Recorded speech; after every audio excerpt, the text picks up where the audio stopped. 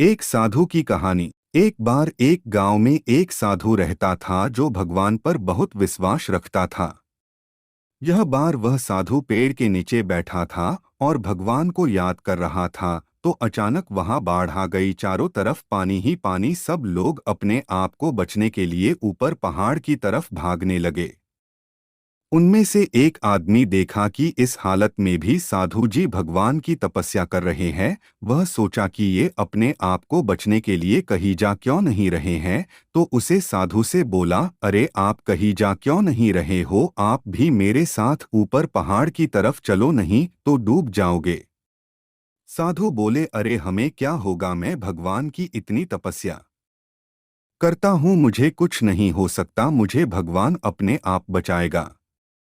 धीरे धीरे पानी साधु के कमर तक आ गया। अब लोग वहां से नाव लेकर निकलने लगे, तो उनमें से एक ने साधु से कहा, अरे पानी आपके कमर तक आ गया है, आप हमारे साथ चलो। तो साधु ने कहा कि नहीं नहीं, भगवान मुझे अपने आप बचाएगा। और वह नाव वाला भी वहां से निकल गया। कुछ देर बाद पानी इतना बढ़ गया कि साधु के सर तक पहुंच गया, और अब लोगों को बचने के लिए हेलीकॉप्टर निकलने लगे।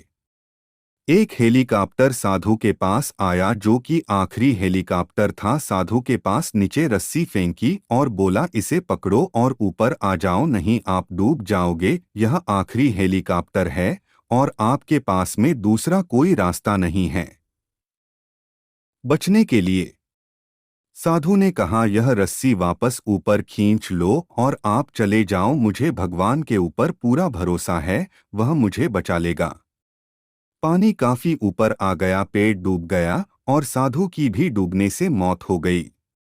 मरने के बाद साधु भगवान के पास गया और बोला, हे भगवान, मैंने पूरी जिंदगी आपकी तपस्या की, मेरा सारा जीवन आपकी आराधना करने में लगा दिया, फिर भी इतने भरोसे के साथ इंतजार किया कि तुम मुझे बचने आओगे, लेकिन वहां मेरी डूबकर मौत हो गई और तुम नहीं आए, ऐसा क्यों?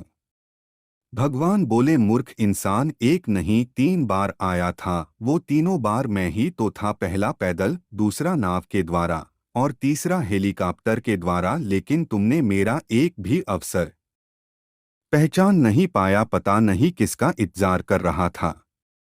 इस तरह से जिंदगी में हमें ऊपर वाला बहुत से मौके देता रहता है, लेकिन हम सब उस मौके को ठुकराकर पता नहीं किस चीज का इंतजार कर रहे होते हैं कि वो होगा तभी मैं करूंगा, और इस बात पर अड़े रहने से एक वक्त के बाद वो मौका हाथ से निकल जाता है और हम कुछ नहीं कर पाते हैं। तो किसी भी अच्छे समय का इंतजार मत करो, जो भी करना है आज और अभी से ही शुरू कर दो। ऐसी ही और शॉर्ट मोटिवेशनल स्टोरी स्पीच के लिए चैनल को सब्सक्राइब करें, रोज नई मोटिवेशनल स्टोरी आता है।